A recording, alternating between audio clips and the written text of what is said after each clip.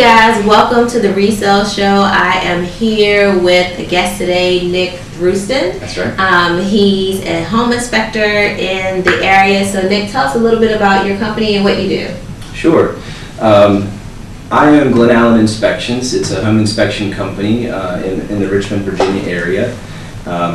We perform home inspections for resale transactions or for home maintenance inspections. Yeah, that's pretty much what we do. It's really focused on real estate sales. Okay. So if you could talk a little bit about what are the most common reasons you see that homes actually fail inspection? Well, that's a great question because it's a sort of a misconception. We don't actually talk about inspections as pass or fail.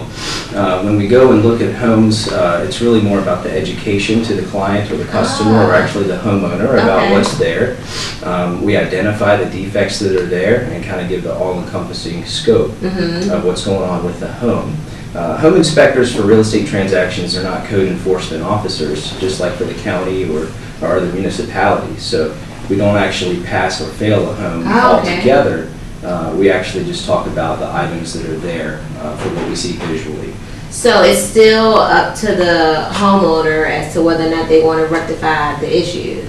Yes, for a maintenance inspection, that would be for the homeowner.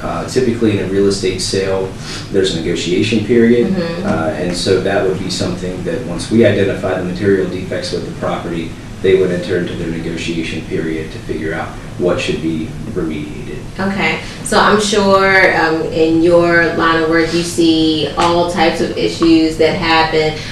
Just thinking about that, what are the areas that you feel like people should really spend some time, invest some money in quality because they always pop up? Well, quality is certainly a factor with lots of different products, but I think that many brands have different tiers of quality. I think that focusing on proper installation is key. So having a knowledgeable professional to install whichever tiered product you have is probably maybe even a little bit more important than the product that you're purchasing. And also focusing on things like any maintenance for that product, whether you're not focusing on things like deferred maintenance, because a lot of the issues that I find come up because people have really not paid attention to those items. Things like cleaning out your gutters, leading to a lot more water getting behind in other places. Just doing general checks and things about your property are going to help with deferred maintenance to those things. So how can you be sure that you're using a professional who knows what they're doing, especially if you as the seller, you're not an expert in that particular area, you don't know much about gutters or how it's supposed to operate? How can you make sure that you're using someone who does know how to properly install whatever the product is? Sure. There's something in most states which is called a licensed contractor. A lot of real estate agents, when they're doing transactions and they're reading my report, they'll use phrases like using a licensed contractor in Virginia. That's pretty much a good start. I'll be honest, there are some projects that might not require a licensed contractor if it's more of a handyman sort of a skill that's needed for something that's going on, such as maybe gutter cleaning or something like that, just general maintenance. However, when you get into more technical types of repairs, a licensed contractor would be essential. Doing some research, a lot of times you get recommendations from friends or coworkers, things like that. Go ahead and give them a call and ask them about their experience, specifically in what you're repairing. A good example would be picking someone who does masonry work. I think that there are homes that I've seen that are maybe around the 1900 era or sometimes even older that have a very specific mortar mix that's associated with that, a certain type of brick that's there. That's more of a specialist area. So if you're looking for recommendations for certain types of repairs, just be sure of what kind of repair you're looking to do and if that person has some good experience in that repair. So it sounds like as the homeowner, and if I'm looking to sell, I need to kind of do some homework on my own home. What are the special features? What year was built in? And really, when I'm looking for a professional, see if they even are aware of kind of that era and what it takes and what is kind of the specific features of my home. And that's a way to kind of weed out people who may not be as qualified. Right, and that's a great thing about looking.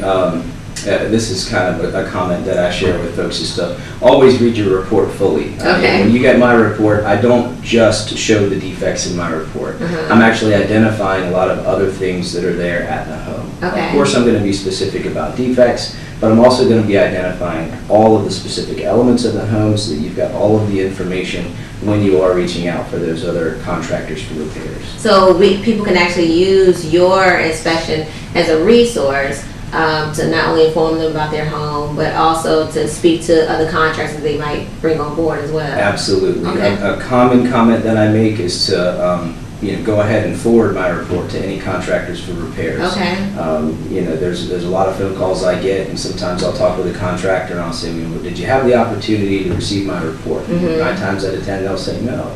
And that really clears up a lot of those questions and concerns because the reports from a home inspection are very thorough and have a lot of detailed information both for the homeowner and contractors. Okay, so that's good to know. I didn't know that you could actually use kind of a home inspection report as a tool when speaking to your other contractors, so that's a great tip. Another question that I had was, how can a seller identify what may be major issues down the road that occur in their home as opposed to kind of minor issues that might be happening? Is there something that you can look at or rule of thumb that you can go by to say, hey, as you're thinking about selling, you might want to take a look at these items to see if this is going to be a pain point when closing happens? Yeah, I think I've somewhat already addressed it. Again, the major issues that I find stem from the smaller issues. Okay. Deferred maintenance, things like maybe even just taking a peek in your crawl space from time to time. In Virginia, we have a certain climate where if you leave your crawl space vents open all year long, sometimes if you have a narrow crawl space, at least this is homes on a crawl space type foundation, the humidity in Virginia will actually creep into a crawl space and condense inside of there.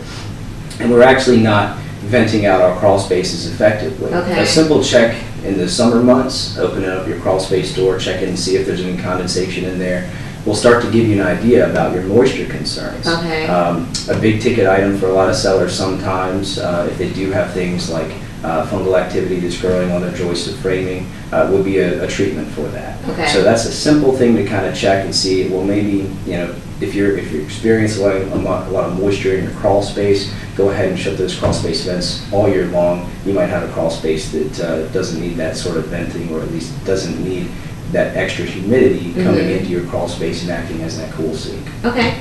And so when you're kind of walking through doing your inspections with a potential buyer, what are some things that might seem alarming to buyers, but they're actually, it's not necessarily mandatory that you change it or do something about it, but what are those things that always appear as red flags to buyers when you're walking through homes? That's a good question. I think a lot of buyers, every house is different. Right. And I think a lot of buyers come into the process with their own notions, sometimes based on previous experience. A lot of questions that I have when I start off an inspection might be, hey, we had a house one time years ago and it had a lot of moisture coming in at the foundation or something like that. So a lot of the red flags for folks, or I guess I would say, is just preconceived notions from past experiences. Okay. I said it kind of already. Every house is different, and I think that as you go along, there's always going to be certain defects in a home. But I always tell people, everything is, you got to put it all in perspective. Everything can be cured. And then when you're done with the inspection, you look at everything all together and see where you go from there. Okay. It's helpful to frame it in that way so that you can process everything moving forward with your transaction. Okay, so you're really not only there to do the inspection, but to kind of help coach the buyers along as well in the process and let them know you know, what's red flags, what should they be panicked about, and what is kind of going to be an easy fix along the way? Yeah, I kind of do that in tandem with the real estate agent that's involved, because the real estate agent is the one that's going to work with that buyer's strategy as to how they can navigate through that transaction.